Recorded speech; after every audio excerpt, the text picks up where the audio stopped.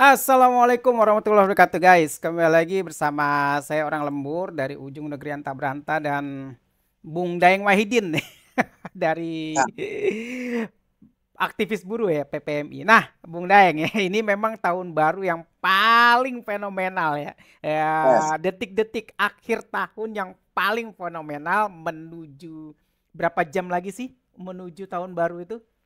Setengah delapan, anggap aja jam 8 berarti 3 jam lagi ya.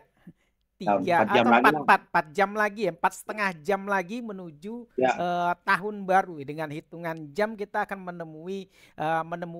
bertemu dengan tahun 2025 yang akan kita melalui adalah yang akan kita tinggalkan adalah tahun 2024 yang penuh dengan trik dan intrik dalam dunia perpolitikan selama ini ya. Kita tahulah selama pergantian kepemimpinan ini udah banyak sekali ya eh, tokoh-tokoh yang krusial atau tragedi-tragedi krusial yang terjadi itu. Nah, Bung Deng Wahidin, ini ada kado tahun baru nih buat Jokowi dan rakyat kita juga terutama ya. Nah, ini tadi sih banyak yang nge-share atau di TikTok, di Twitter dan segala macam itu nge-share dari CNN. Tapi ternyata halaman CNN itu sudah tidak ditemukan. Nah, ada apa gerangan ini ya? Nah, berikut beritanya, tapi di beberapa media lain ada sih. juga yang memberitakan dan masih banyak yang memberitakan bahwa Jokowi masuk nominasi tokoh terkorup di dunia 2024 versi OCCRP dari kabar 24 bisnis.com ya. Nah, ini coba kita bacain. Nah, Presiden ke-7 RI Joko Widodo mendapatkan nominasi sebagai salah satu tokoh dunia paling korup 2024 versi Hmm. Organized Crime and Corruption Hmm. Reporting Project ya, OCCRP ya, OCCRP ya. Nama Ya, Jokowi menjadi salah satu dari 5 nama tokoh dunia mendapatkan paling banyak nominasi dari ya. pembaca, jurnalis, juri serta jaringan dari OCCRP secara global ya. Finalis-finalis yang menerima paling banyak dukungan tahun ini adalah Presiden Kenya William Ruto, mantan Presiden Indonesia Joko Widodo, Presiden Nigeria Bola Ahmed Tinubu, mantan Perdana Menteri Bangladesh Sheikh Hasina, pebisnis India Gautam Adani, dikutip dari publikasi yang diterbitkan situs resmi OCCRP Selasa 31 Desember hari ini ya. Selain Jokowi, Presiden Kenya William Ruto mendapatkan suara terbanyak dari 5 tokoh tersebut.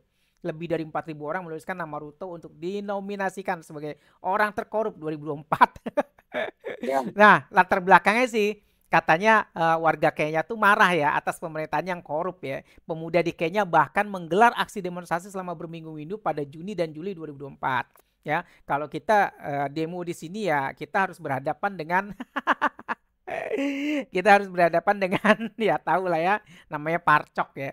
Meski demikian, tokoh terkorup atau corrupt person of the year versi OCCRP adalah mantan Presiden Surya ya. Nah, itu presiden berhasil digulingkan setelah 20 tahun lebih berkuasa itu disebut memimpin rezim dengan kekuatan terpusat. Oke. Nah, sementara OCCRP menobatkan juga Presiden Guinea Katulistiwa Teodoro Obiang Gunema Mbasogo ya untuk mendapatkan titel lifetime. Waduh, mic saya nggak bunyi jadi. Cek, cek. Ya. Nah, pemerintahan-pemerintahan korup ini melanggar hak asasi manusia, mengelabui pemilihan umum, menjarah sumber daya alam, serta Ya. menciptakan konflik dari ketidakstabilan negara mereka. Masa depan mereka hanyalah runtuhan atau revolusi. Nah, kita tahu ya, ini sama persis lah dengan kejadian selama 10 tahun terakhir ini ya. Udah konflik, udah permainan konstitusi, udah tipu-tipu ala konstitusi, udah membegal konstitusi, terus konflik juga, terus lagi kerusuhan di mana-mana, terus lagi demo di mana-mana, terus lagi belum lagi beberapa pembunuhan ya, pembunuhan rakyat yang terjadi di Kanjuruhan, KM 50, terus apalagi tuh. Ya kita juga belum pernah lagi ada statement tentang 700 kpps itu yang mati meninggal itu. Nah, Ya. Bung Deng, ya kan kita tahu ya beberapa waktu lalu ada tarian joget-joget di salah satu ruangan, ternyata itu satu keluarga ya dansa apa namanya menari-nari ya, bergembira. Nggak tahu dia merayakan agama apa, kita nggak tahu ya. Kan kita taunya dia Muslim ya. Nah, Bung Daeng menikmatinya ini seperti apa, Bung Daeng? Ya, terima kasih Pak Pemret. Assalamualaikum warahmatullahi wabarakatuh dan Waalaikumsalam. para pemirsa Minbartub Channel dan Logika Rakyat dimanapun berada, baik dalam dan luar negeri. Tentu saja berita headline yang tadi sore kita terima sekitar 8 jam yang lalu ya, Hmm. kita ditayangkan oleh beberapa media nasional terkait masalah Jokowi yang masuk salah satu jajaran pemimpin terkorup, presiden terkorup di dunia, masuk nominasi 5 besar, hanya dikalahkan oleh Bashar al-Assad. Itu untuk dikalahkan oleh Bashar al-Assad karena presiden Rusia itu akhirnya digulingkan oleh apalagi di kelompok oposisi, beda dengan Jokowi gitu loh. Cuma tidak bisa melanjutkan lagi kepemimpinannya. Tetapi ini sebuah berita yang mengejutkan. Tentu saja ini mengejutkan dan menyenangkan bagi kaum oposisi yang memang sudah 9 tahun terakhir itu melakukan perlawanan terhadap rezim Jokowi ya.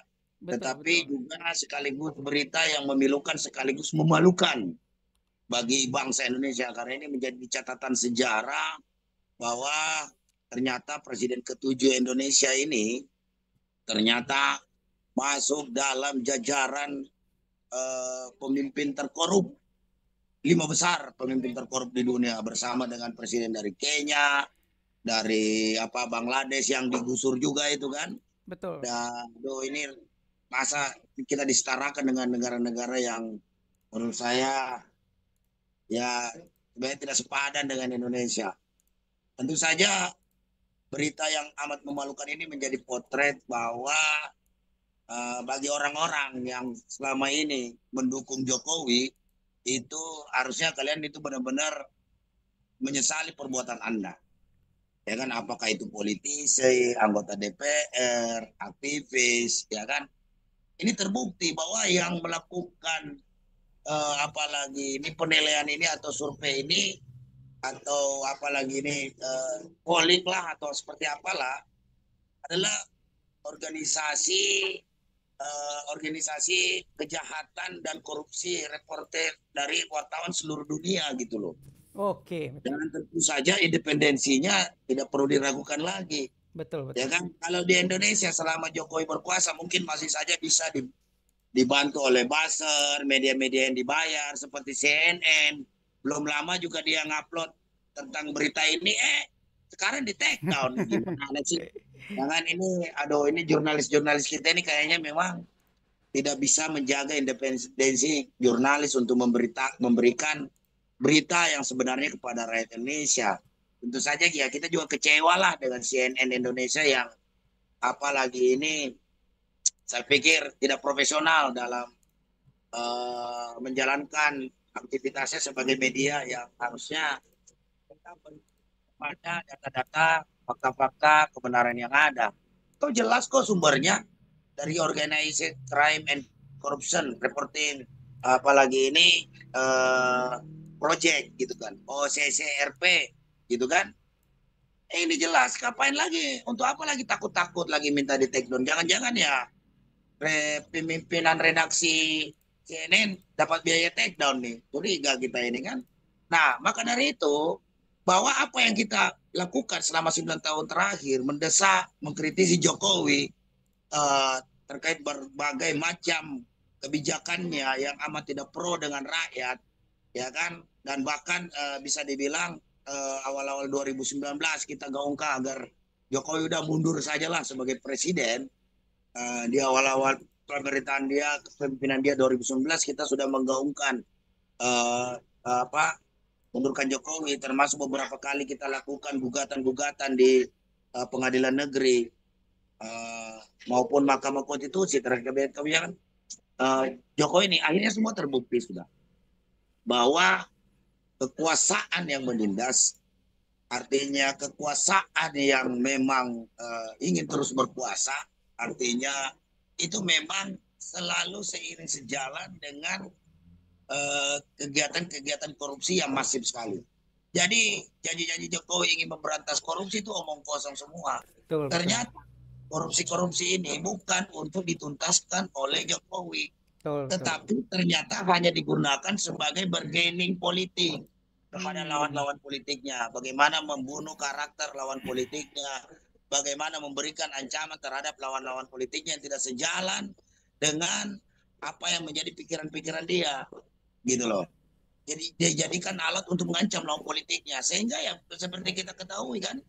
Dan tentu saja apalagi ini kabar yang amat memalukan bagi kita ini bangsa Indonesia, karena ini dunia loh yang melototi Indonesia saat ini. Ternyata Jokowi yang begitu sangat diagung-agungkan oleh pemujanya, bahkan bisa dibilang termasuk DPR periode 2019-2024 yang nyaris tanpa kritik terhadap apalagi ini Jokowi, ya kalau dibilang PKS di situ sempat menjadi oposisi dan Demokrat, dan pada akhirnya kan tidak bisa juga sebenarnya menjaga konsistensi mereka, yang akhirnya seperti kita ketahui bersama, Jokowi dengan begitu powerfulnya mendapatkan dukungan berbagai pihak, menggunakan buzzer, bahkan aparat keamanan juga ikut mendukung dia. Apapun itu program-program dia, apakah itu perampasan tanah-tanah rakyat, perebutan kebun-kebun sawit dengan rakyat, tambang-tambang ilegal, kasus korupsi buka tutup, kriminalisasi para aktivis buruh saat itu, semuanya dijalankan. Dan akhirnya sekarang ini terbukti betapa memalukannya Indonesia punya presiden ketujuh masuk jajaran pemimpin terkorup di dunia 5 besar loh. Yang bersamaan dengan Presiden Suriah yang digusur Bashar al-Assad, terus Perdana Menteri Bangladesh yang diusir oleh dilawan juga dapatkan perlawan juga dengan Kenya, dengan mana lagi ada beberapa pemimpin negara-negara Afrika itu. Ini amat sangat memalukan sekali, dan tentu saja dan ini menjadi beban politik bagi Prabowo. Makanya udah bener lah kita ini berikan nasihat, masukan kepada Prabowo. Gak usah deket-deketin lagi Jokowi. Sudahlah, kalau memang dia punya jasa terkait masalah Anda terpilih jadi presiden, ya jasa tinggal jasa, ya kan? Sudahlah, kan sama. Anda juga saling memanfaatkan kok waktu periode selanjutnya. Saat ini kalau kita dengar pidato Prabowo kemarin di acara pembukaan Musrembang Nasional di Bappenas, itu kan amat sangat tegas. Bagaimana dia mengkritisi terkait masalah hukuman para koruptor yang terlalu lemah. Tapi sayangnya lagi-lagi hari ini juga ternyata apa yang disampaikan oleh Prabowo itu ya tidak didengarkan oleh para hakim-hakim yang ada di Mahkamah Agung. Betul, betul, betul. Helena Lim itu hanya dihukum malah lebih 5 tahun oleh apalagi ini oleh pengadilan. Dan tentu saja ini kan harus banding, ini kan ya di mana mau disimpang wibawa Prabowo lah. Hari ini udah nggak didengar juga sama Mahkamah Agung, apalagi dalam semangatnya ingin memberantas korupsi. Jangan sampai retorika, coba carilah terobosan-terobosan lain.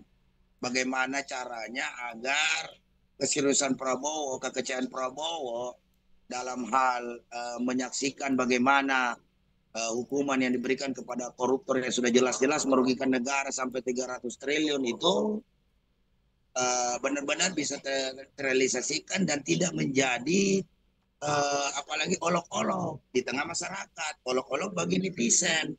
Anda bisa bayangkan, karena ini adalah terusan dari 10 tahun kekuasaan Jokowi yang memang sama sekali tidak serius. Sama sekali tidak serius memberantas korupsi.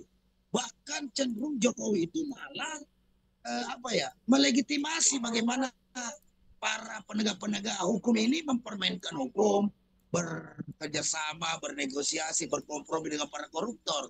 Tentu saja ya di situ ya aparat-aparat penegak hukum kita ya banyak juga dapat duit dari para tersangka-tersangka kasus korupsi. Bahkan KPK dipegang oleh Firly Bahuri kemarin kan sudah jelas-jelas itu dia ketemu dengan Syahrul Yassin Limpo. Sampai sekarang kasusnya nggak jelas itu ketua KPK, bayangkan. Betul, betul, betul. Badan independen, badan ad hoc yang seperti KPK yang sangat memiliki powerful di awal-awal berdiri dia sebagai institusi anti rasuah, itu di periode Jokowi itu nyaris seperti apa ya, macan yang kehilangan taringnya, macan ompong yang hanya bisa apalagi ini menetapkan sprindik aja tanpa implementasi yang jelas, menangkap orang yang memiliki perbedaan nilai pandang politik dengan Jokowi atau tidak sejalan dengan kepemimpinan Jokowi, bahkan mungkin udah enggak mendukung Jokowi. Apa yang dilakukan Jokowi ini benar-benar ya, apa yang dilakukan oleh Jokowi selama ini ternyata kan dinilai oleh orang-orang yang ada di luar negeri. Dan ini sekaligus jawaban daripada seluruh kritikan daripada pihak-pihak yang selama ini mengkritik Jokowi, termasuk kita-kita ini. Termasuk kawan-kawan aktivis lainnya yang memang selalu mengkritisi kebijakan-kebijakan Jokowi. Seperti Rocky Gerung dan lain-lain sebagainya. Ini jawaban dari OCCRP ini membuktikan apa yang kita kritikan terhadap Jokowi itu benar semua. Salah, benar semua, ya kan? Memang Jokowi ini biang keroknya, itu udah jelas itu. Dan ini tentu saja, ya, ini sesuatu hal yang memalukan. Apa ya? Saya jujur aja malu banget tuh mendengarkan kabar ini ada dikabarkan di luar negeri. Ya kan, ada mantan presiden kita yang harusnya dia seperti SBY tinggal melukis aja atau kayak Mega pimpin partai aja, ini malah sibuk mengklarifikasi dirinya, tudingan-tudingan yang menghantam dia hari ini, ya kan? Apalagi mengandalkan anaknya yang maaf cakap belum pantas menjadi wapres saat ini, Dodi Prawe harus menanggung beban daripada orang tuanya yang segunung ini. Ini baru sebagian kecil nih, masih banyak lagi nih, masih banyak lagi nanti. Apalagi nih berita-berita headline yang menggemparkan Indonesia akibat gaya Jokowi selama 10 tahun memimpin itu memang ya sama sekali tidak menggambarkan atau tidak menunjukkan kapasitasnya sebagai seorang kepala negara yang baik, ya kan? Nah, inilah juga jawaban daripada apalagi ini Jokowi yang menggunakan basar-basar itu. Jadi ternyata basar-basar itu tidak efektif di luar negeri. Nah, memang ya mungkin karena SDM kita, netizen kita juga yang banyak yang ini ya. Jadi, tapi kesini-sininya saya pikir apalagi akun-akun ternak Mulyono yang selalu membela si Mulyono membabi buta ini, pada akhirnya ya tidak menjadi sebuah apalagi ini dianggap angin lalu aja oleh netizen kita. Hari ini kan reaksi daripada netizen kita kan luar biasa ini terkait masalah penegakan kasus korupsi di Indonesia ini kan, begitu banyak yang mengkritisi terkait putusan daripada si Harvey Muiz ini dan kawan-kawan. Berikut juga terkait masalah Jokowi makin hari makin meluas. Dan saya pikir buat Prabowo udahlah, berhentilah Pak untuk apalagi ini apalagi membackup atau menjaga Jokowi, berhentilah. Karena percuma saja. Karena khawatir jika Prabowo terlalu juga seakan-akan ingin membela semua orang, ingin terlalu berlebih-lebihan juga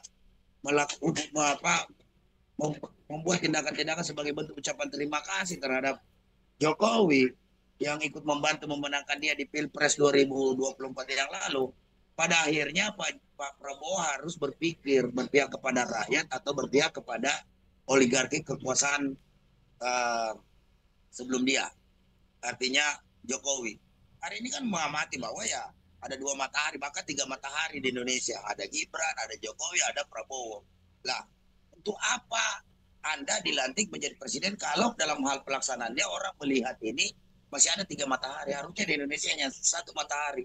Dan saya pikir Prabowo dengan pengalamannya sebagai mantan Pangkostrat, mantan komandan Kopassus, itu harusnya sudah bisa mengambil langkah-langkah percepatan untuk menyelesaikan semua persoalan-persoalan ini, karena amat sangat mengganggu perjalanan proses apalagi ini kekuasaan Pak Prabowo ke depannya ini selama dia menjabat.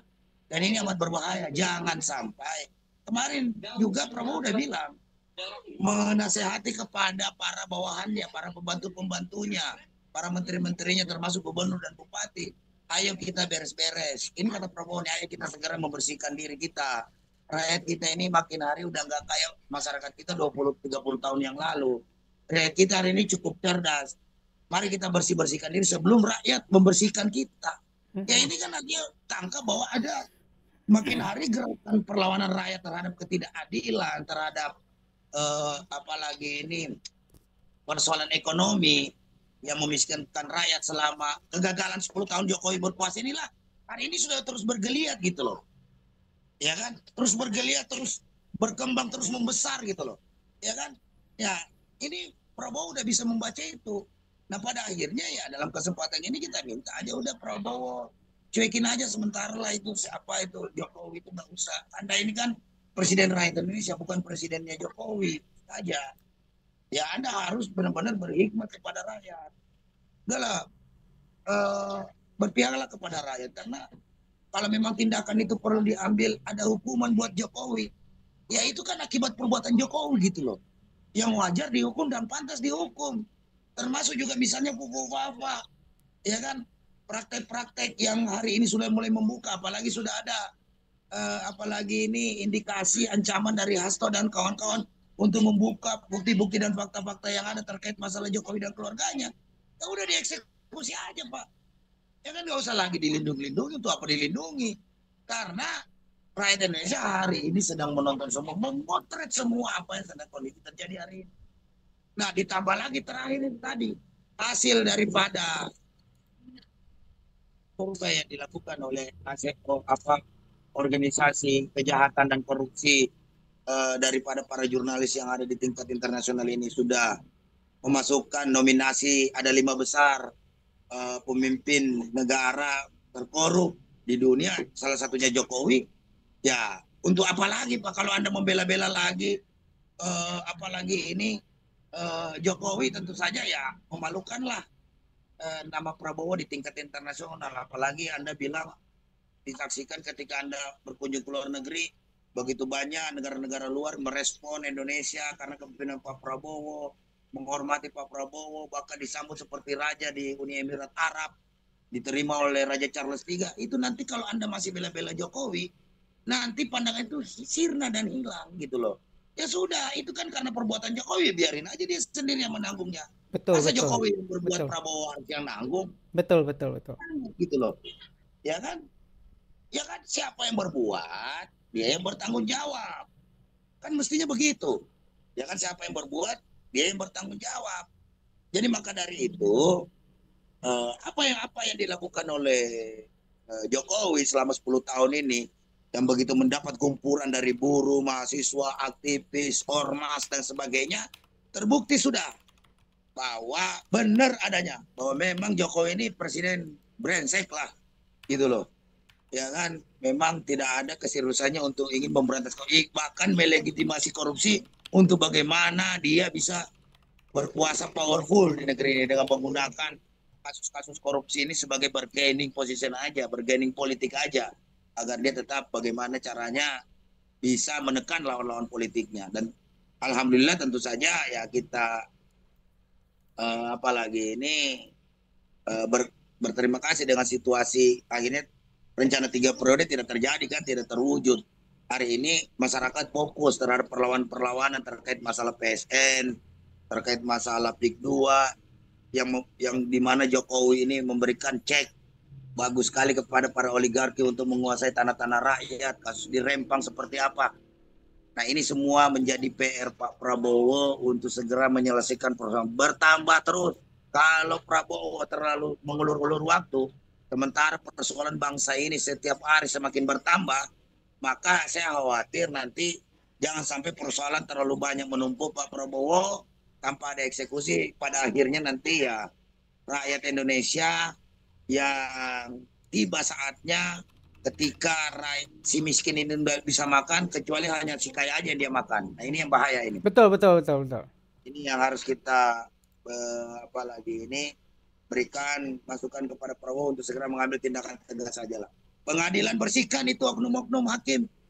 Bagaimana caranya dia bisa memberikan putusan yang berat terhadap para kasus-kasus koruptor itu, karena percuma saja juga polisi bekerja melakukan penangkapan, KPK melakukan penangkapan, kemudian jaksa melakukan tuntutan di pengadilan, tapi kalau hakimnya nggak bener, tetap aja gampang disuai, ya pada akhirnya ya mengecewakan masyarakat, karena intinya masyarakat hanya melihat di ujung di mana putusan pengadilan itu dibacakan, dan itulah yang menjadi apalagi ini putusan yang harus dilaksanakan. Jadi kalau masih kayak kemarin Harvey Muiz dihukum cuma 6 tahun, jelas-jelas merugikan negara 300 triliun, dihukum 6 tahun. Helena Lim dihukum 5 tahun, lebih ringan lagi daripada Harvey Muiz, dengan alasan punya keluarga selama persidangan, berkelakuan baik. Gak ada penjahat yang berkelakuan tidak baik selama persidangan. Semuanya juga bagus, sopan semua sama hakim. Namanya penjahat dari pengadilan, ya kan? Jadi kadang-kadang hakim kita ngawur juga, ngaco juga. Itu kira kalau memang Mahkamah Agung nggak bisa benerin, ya beberapa senior-senior yang Mahkamah Agung itu harus diamputasi, Pak, karena geng-geng mafia pengadilan itu ada di Mahkamah Agung semua itu. Yang memberikan legitimasi, memberikan angin segar kepada para koruptor, karena Mahkamah Agung itu juga gudangnya mafia-mafia kasus ada di situ, dan sudah banyak buktinya, dan bahkan Pak Mahfud MD sudah pernah mengungkap itu semua. Jadi dia seharusnya ya Prabowo harus ungkap itu. Betul. Jadi kita apresiasi, terima kasih kepada OCCPR RP ya. OCCRP. Rilis beritanya yang luar biasa ini jadi kepuasan tersendiri bagi kita kaum oposisi, orang-orang pergerakan yang selama ini memang mengkritisi dan melawan rezim Jokowi. Dan ini berita menggembirakan bagi kami, tapi berita yang amat sangat memalukan bagi sejarah bangsa ini di masa yang akan datang. Itu Pak Pimret. Oke. Nah, masuk dalam daftar paling korup ya. Kata Jokowi sih ini framing jahat. Tapi beberapa waktu lalu atau di tahun ini atau tahun kemarin kita lupa ya. BEM Indonesia ya kalau salah, BEM apa gitu, telah menobatkan si Jokowi ini sebagai Master Lip of Service. Iya. Nah, buruh juga memberikan gelar Bapak Upah Murah. Bapak Upah Murah. Oke. Bapak Upah Murah. Bapak perusahaan demokrasi. Ya, perusahaan konstitusi segala macam ya. Konstitusi. Iya. Nah itu dia masuk di urutan 3 ya, dia cuma tersenyum, itu framing jahat ya. Di sisi lain ya, kita masih trending di PPN naik 12% dan trending Jokowi di di akun Twitter atau akun X. Nah Bang Daeng, usulannya sebagai closing statement juga saran lah buat para rakyat ya, bukan saran buat petinggi negeri, karena petinggi negeri ini seolah-olah tutup mata soal ini, apalagi tahu kan ada media yang langsung tahu-tahu take down beritanya gitu. Memang di dalam akun X-nya OCCRP ini banyak diprotes juga karena dia nggak mau kalau ada beberapa negara nggak terima juga gitu loh. Ruto harusnya nomor 1, bukan Kenya nomor 1 gitu. Tapi kita nggak tahu lah urusan luar negeri karena kita kan bukan warga negara sana. Nah kita kan tahu urusan dalam negeri ini memang sudah dirusak dan diacak-acak sama Jokowi selama 10 tahun terakhir. Nah saran Bung Daeng gimana Bung? Nah itu dia saran kita kepada pemerintah saat ini, bahwa data hasil yang dirilis oleh OCCPR itu RP itu adalah pasti mereka bisa pertanggungjawabkan lah. Karena itu kan bukan hanya diikuti oleh beberapa negara, tapi puluhan negara ada di sana. Jurnalis-jurnalis senior, independen, yang ingin menjaga agar dunia ini bisa, apalagi ini lebih bagus ke depannya. Bagaimana seperti kita ketahui bahwa pelanggaran HAM dan korupsi itu adalah lawan dunia internasional hari ini. Karena korupsi ini di mana-mana tidak adalah tempat bagi para koruptor-koruptor yang suka memakan uang-uang rakyat. Karena mereka juga tahu bahwa setiap bangsa itu tidak akan bisa maju kalau korupsi itu masih merajalela. Tidak ada negara yang sukses yang maju karena korupsinya tumbuh subur, nggak ada dalam sejarah itu. Yang terjadi malah perpecahan dan pemberontakan terjadi oleh rakyat melawan semua rezim-rezim penindas rakyat itu yang korup. Tidak ada rezim yang di dunia ini yang pernah tercatat dalam sejarah yang melakukan penindasan terhadap rakyat tidak korupsi, pasti semua korupsi. Melakukan kolusi karena hanya dua pihak yang bisa melakukan itu. Orang yang memiliki kekuasaan dan kewenangan membuat kebijakan dan orang-orang kaya yang punya uang, hanya dua ini aja yang bisa melakukan. Orang miskin bisa apa, rakyat jelata ini bisa apa? Betul, betul, Rakyat betul. itu tidak bisa apa-apa, rakyat tidak punya kuasa. Tapi satu hal, rakyat milik yang bisa mengalahkan itu karena rakyat ini memiliki massa. Jadi semua rezim-rezim diktator itu tumbang runtuh akibat gerakan massa. Maka dari itu rakyat harus tahu dan sadar diri bahwa kita sebagai pemilik massa terbesar, sebagai pemilik kedaulatan negeri kita ini yang diatur oleh konstitusi, harus bisa menggunakan kekuatan itu dengan baik. Tentu saja harus menumbuh suburkan kesadaran kepada rakyat bahwa apa yang kita lakukan 5 tahun sekali itu, bahwa presiden, menteri, anggota DPR itu adalah karyawan-karyawan kontrak yang dikontrak oleh rakyat. Betul, betul, betul. Kontrak kerjanya itu 5 tahun. Ya kan, dipilih ulang, kalau dia bagus, diperpanjang kontraknya 2 periode. Kalau bagus, kalau enggak ya diganti gitu loh. Bahkan suatu saat rakyat bisa menggunakan haknya, memutus kontrak itu di tengah jalan bisa. Kalau kondisi tidak memungkinkan. Ya kan, seperti Jokowi kemarin harusnya udah bisa itu. Cuma lagi-lagi ya itu tadi tingkat kesadaran daripada rakyat kita ini masih sangat rendah sekali ya. Bahwa seakan-akan kalau udah jadi rakyat kita itu nerimo aja. Ya udahlah, udah begini takdirnya, nasibnya begini, ya Iya, kan? betul, betul, betul. Kadang-kadang pemikiran-pemikiran demikian itu harus segera dihilangkan. Inilah gunanya hari ini pengetahuan bagaimana media sosial itu bisa menyebarluaskan bahwa rakyat itu di sebuah negara itu memiliki kedaulatan. Bahwa rakyatlah yang bisa mengatur siapa yang berhak menjadi pemimpin-pemimpin mereka. Dan tentu saja yang didukung pemimpin-pemimpin yang didukung oleh rakyat ya benar-benar pemimpin yang berhikmat kepada rakyat. Betul, Bukan betul. seperti hari ini, dan ini sedang apalagi konsep-konsep kerakyatan yang dimiliki Prabowo ini sedang mau dijalankan. Cuma hari ini rakyat juga masih masih sedang mengamati Pak Prabowo sejauh mana ini komitmennya menjalankan konsep-konsep kerakyatan yang sering dia gaung-gaungkan di setiap pidato-pidatonya yang menggelegari itu, ya kan? Termasuk keseriusan Prabowo dalam hal memberantas korupsi, karena Prabowo sudah tahu bahwa kita ini banyak kebocoran anggaran, kita banyak terjadi kebocoran, penyelundupan, bahkan penyelundupan baik luar ke dalam maupun dalam keluar gitu loh. Banyak sekali, dia sudah tahu semua. Tetapi kapan Prabowo bisa action? Ya kan? Mungkin juga Prabowo juga setengah mati action karena ya dia teriak-teriak berantas korupsi, tapi di depan mata dia ada Zulkifli Hasan, ada Erlangga, ada beberapa, Betul. termasuk Budi Ari yang bandar judi online itu di depan mata dia, satu meja di rapat kabinet nggak bisa eksekusi gitu loh, ya kan? Ini pertanyaan logis dari rakyat yang harus dijawab oleh Prabowo. Tentunya kalau serius ya mereka ini harus di-reshuffle dong, bukan malah dipuji-puji, ya kan? Masa koruptor dipuji-puji, yang benar aja.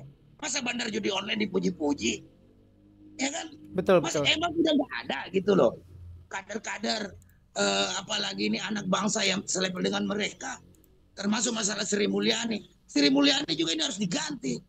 Udah kelamaan dia menjadi menteri keuangan, udah 20 tahun, ya kan? Jadi nggak habisir lagi. Harusnya orang-orang seperti begini yang sudah terlalu lama duduk di kursi menteri, saya pikir udah nggak bisa berpikir waras lagi, karena seakan-akan dia menganggap dirinya ini ibarat kata unstable gitu loh. Artinya tidak bisa tersentuh oleh hukum, tidak bisa tersentuh dengan kekuasaan apapun. Mereka pikir Prabowo yang butuh saya, bukan saya yang butuh Prabowo. Ini harus dibalik. Bagaimana mungkin seorang pembantu presiden bisa mengintervensi presiden? Harusnya dibalik. Presidenlah yang harus bisa mengintervensi, ya kan? Jangan omongan-omongan presiden ini tidak terimplementasi di lapangan.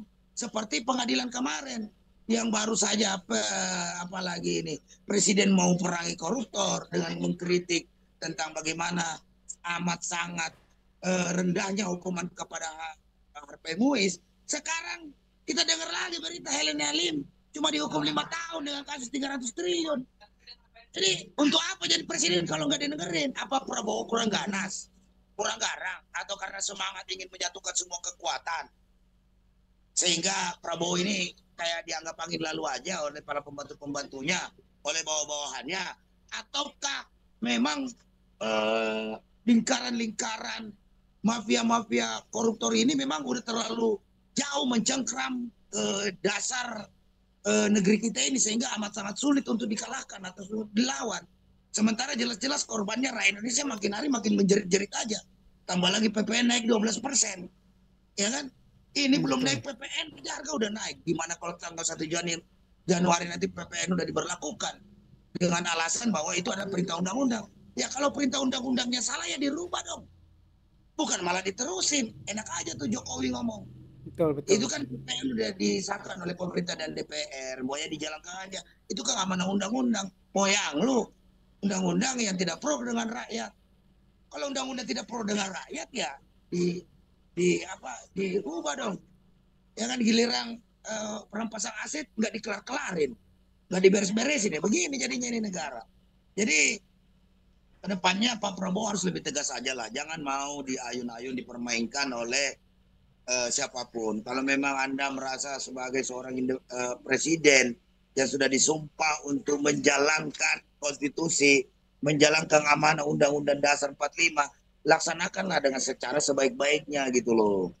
Ya kan? Prabowo udah ngomong kemarin, siap menjalankan konstitusi. Kita udah disumpah untuk bagi kepada rakyat, harus bekerja untuk rakyat. Kekayaan seluruh kekayaan alam yang dikandung oleh negara dikelola sebesar-besarnya untuk rakyat. Belum lagi fakir miskin dan anak yatim dipelihara oleh negara. Pasal 33 dan 34 itu harus dilaksanakan betul oleh Prabowo hari ini. Jangan sampai itu hanya sekedar pepesan kosong saja gitu loh. Ya kan, dengan mengutamakan Prabowo selalu bilang begini bahwa suatu negara yang maju itu adalah persatuannya kuat.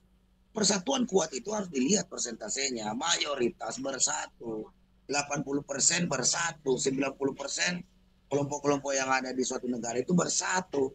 Kalau bicara persatuan 100% itu omong kosong. Karena kenapa?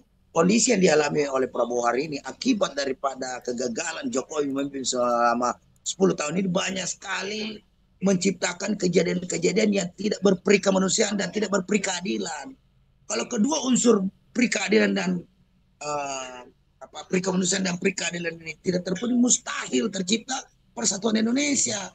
Karena tidak mungkin bersatu orang-orang yang sudah sejahtera seperti Pak Prabowo, pimpinan partai politik, menteri-menteri, kelompok 1% yang menguasai hampir setara kekayaannya hampir setara dengan 100 juta rakyat Indonesia, tidak mungkin bisa bersatu dengan ratusan juta rakyat Indonesia yang dalam keadaan miskin, prasejahtera, tidak sejahtera, bahkan kelas menengah yang turun kelas menjadi orang yang apalagi ini turun kelas menjadi orang yang mau miskin. Tidak mungkin. Masa kita bersatu dalam penderitaan kita, sementara orang lain enak-enak? Nggak mungkin. Jadi udahlah Pak Prabowo, kalau Anda mau bicara persatuan dan kesatuan, dia benerin persoalan keadilan dan kemanusiaan tadi itu, ya kan? Itu yang harus benerin, baru tercipta persatuan. Mustahil itu tercipta persatuan Indonesia kalau tanah Rempang, rakyat Rempang mau diusir, orang Banten mau dikosongkan, dikalahkan oleh P2, ya kan? Banyak buruh ter-PHK, banyak nelayan tidak bisa melaut karena lautnya dipagarin, solarnya dipersulit, ya kan? Banyak nelayan-nelayan kita nggak bisa melaut karena tidak punya perahu. Sementara di sisi lain, koruptor seperti Helena Lim dan Harvey Muiz menikmati uang 300 triliun hanya diberikan hukuman 6 tahun dengan 5 tahun. Ya nggak mungkin. Nggak mungkin. Pasti terjadi kecemburuan sosial. Kalau kecemburuan sosial tercipta, ya sulit tercipta persatuan. Yang bersatu itu hanya elit politik aja. Karena mereka sudah sejahtera, mobilnya aja udah Alphard semua ke atas. Ya kan? Jadi Prabowo dengan semangat-semangat kerakyatan yang dia pahami, itu segeralah bertindak, lupakan Jokowi. Ya kan? Kalau Prabowo lebih mau dengerin lagi Jokowi, sementara Jokowi sudah dinyatakan sebagai jajaran masuk deretan 5 besar presiden terkorup di dunia, ini memalukan. Masa Prabowo berguru kepada orang-orang yang mendapatkan cap jelek di dunia internasional gitu loh. Di mana tingkat kecerdasan Prabowo gitu loh, ya kan? Harusnya Prabowo nggak usah lagi lihat itu, ngapain Anda berkiblat bercontoh dengerin pendapat-pendapatnya orang yang sudah dinyatakan termasuk pimpinan terkorup, jajaran 5 besar pimpinan terkorup di dunia. Masa Prabowo berguru dengan itu? Harusnya Prabowo itu berguru atau mencari contoh pemerintahan-pemerintahan yang sukses gitu loh, bukan bercontoh berkiblat mendengarkan arahan-arahan Jokowi yang penuh dengan tipu-tipu, yang hanya menggunakan basar-basar, karena basar-basar itu juga nanti pada saatnya tidak akan laku. Betul. Basar laku di dunia negeri-negeri maju yang demokrasinya udah maju, gak laku basar-basar itu. Politik uang juga pada akhirnya juga nanti akan tergerus orang menjadi apalagi antipati terhadap pemilihan umum atau pesta demokrasi. Buktinya DKI Jakarta kemarin yang golput aja hampir 40%. Itu bukti bahwa money politik juga kedepannya tidak ada gunanya. Basar juga udah nggak ada gunanya. Masa Prabowo mau ambil sebuah sikap-sikap yang pragmatis begitu, yang sifatnya prematur, ya kan? Yang cerdas dong. Jadi harus bisa membuktikan bahwa Prabowo ini memang layak memimpin bangsa Indonesia dan mampu mewujudkan cita-citanya pertumbuhan ekonomi 8%. Ya kan?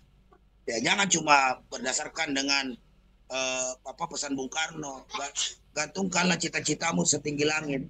Kalau jatuh juga minimal jatuh di tengah bintang-bintang. Ya itu bukan slogan itu ada apalagi ini kebijakan-kebijakan yang menopangnya. Ya tidak mungkin mencapai pertumbuhan ekonomi 8% kalau korupsi merajalela. Tidak mungkin pertumbuhan ekonomi tumbuh 8%. Sementara daya beli masyarakat menurun akibat sistem upah murah. Ya kan?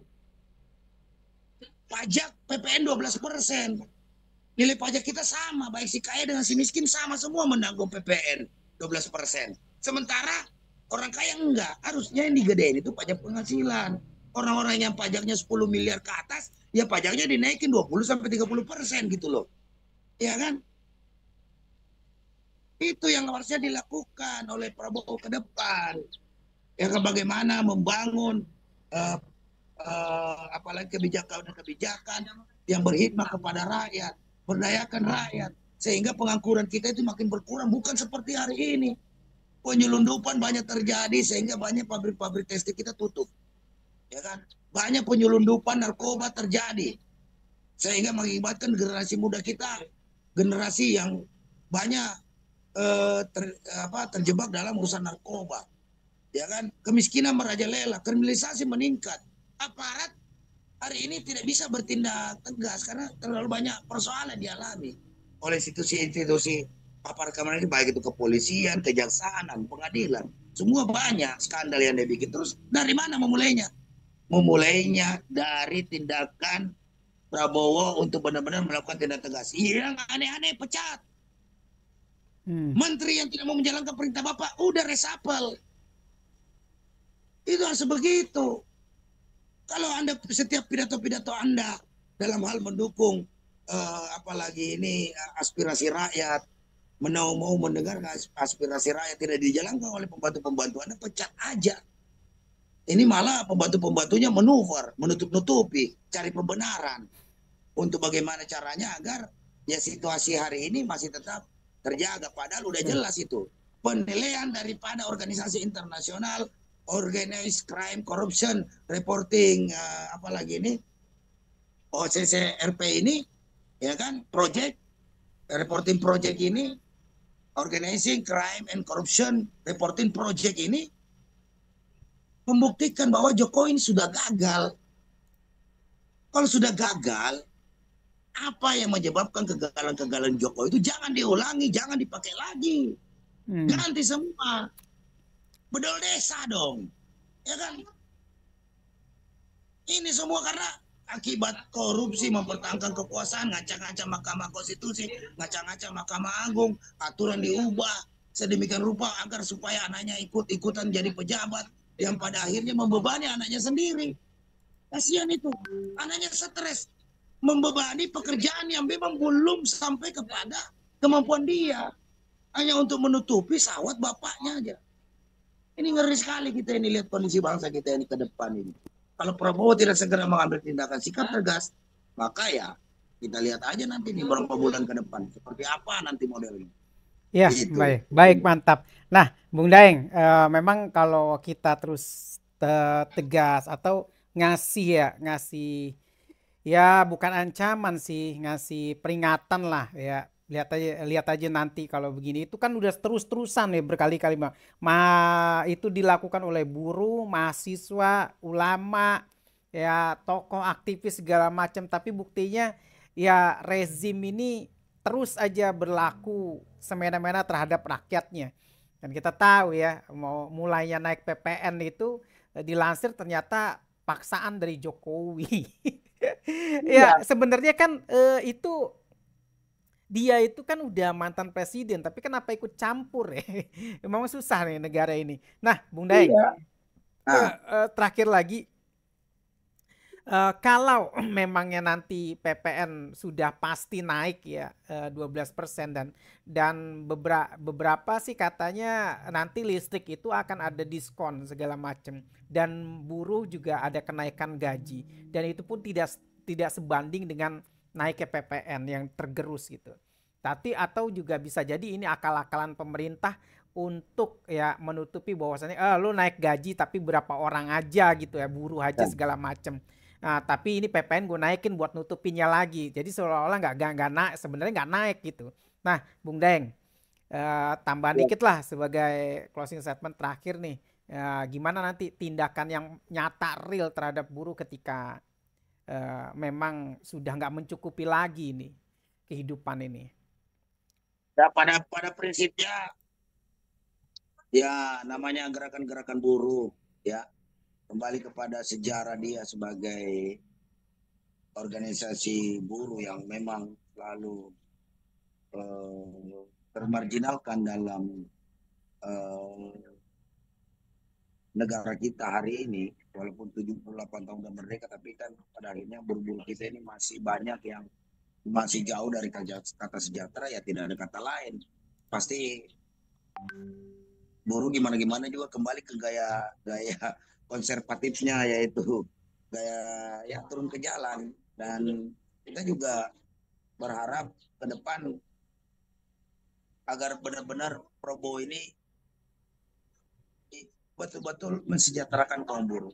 Hanya dengan mensejahterakan kaum buruh maka pertumbuhan ekonomi ini bisa tumbuh. Ya kan?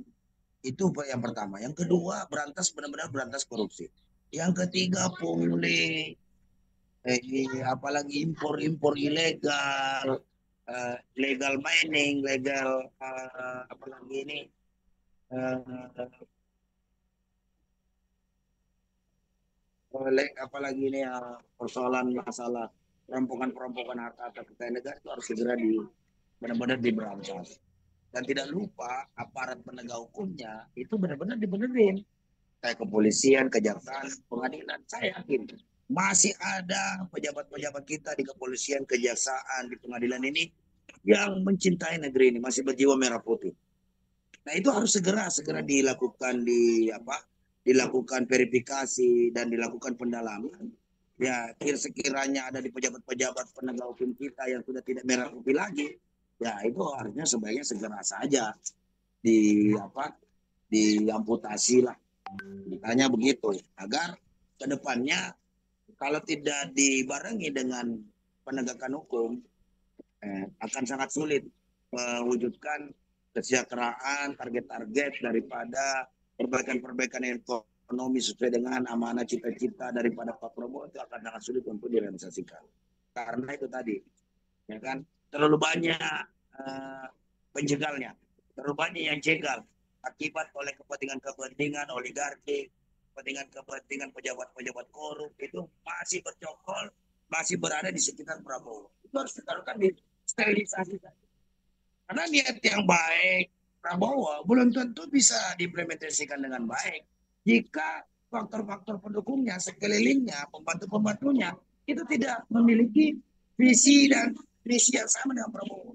hanya sekedar omong-omong saja nggak bisa, nggak cukup. Harus konkret, punya kebijakan, punya tindakan yang nyata mendukung program Prabowo itu. Kalau sekedar ngomong-ngomong retorika saja ya itu mah tidak terrealisasi. Hari ini kan rakyat mau 10 tahun udah dibohongi sama Jokowi. Masa oleh rezim Prabowo mau dibohongi lagi? Justru hari ini rakyat membelejeti semua kebohongan-kebohongan Jokowi.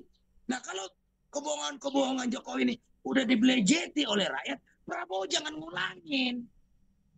Jangan diulangi lagi, justru harus diperbaiki. Karena rakyat sudah tahu kebohongan-kebohongan Jokowi itu seperti apa dan sudah tahu. Ya, ya diperbaiki oleh Prabowo gitu loh. Jangan diulangi lagi. Kalau nggak begitu ya susah lah. Dan buruh tentu saja selama siapapun itu rezim penguasa, jika kebijakannya tidak mensejahterakan kaum buruh, maka pasti tetap akan mendapatkan perlawanan dari kaum buruh. Ya kan? Hari ini buruh tidak hanya berbicara tentang bagaimana tentang nasib buruh, tapi mereka juga berbicara tentang bagaimana nasib nelayan di Banten, masyarakat rakyat di Banten, tanahnya mau dirampas, masyarakat Rempang, terus persoalan-persoalan lain kebangsaan ini. Buruh hari ini udah mulai tidak berpikir ego sektoralnya, tidak terlalu unionisme lagi, tapi lebih luas sekarang. Kita berbicara karena kita tahu bahwa buruh bagian daripada rakyat. Rakyat, seluruh kelompok rakyat ini harus saling bergandengan tangan, saling membutuhkan satu sama yang lain, seperti sebuah mata rantai yang tidak terputus, ya kan? Nah, jika ada satu mata rantai yang bermasalah, pasti akan bermasalah semuanya. Ini kita udah ketahui bersama dan menjadi gerakan kita bersama ke depan, bagaimana membangun bersama-sama bangsa ke depan ini, mendukung setiap kebijakan-kebijakan kerakyatan yang digagas oleh Prabowo, tapi dengan banyak catatan itu tadi. Jadi ya memang persoalan perikamonasan dan perikanan ini harus segera betul-betul direalisasikan oleh Prabowo dan berikut dengan pembantu-pembantunya, termasuk para pejabat-pejabat di tingkat kabupaten, gubernur dan bupati dan wali kota untuk bisa terjadi sinkronisasi dengan apa yang menjadi semangat Prabowo dalam rangka mewujudkan keadilan sosial bagi seluruh Indonesia.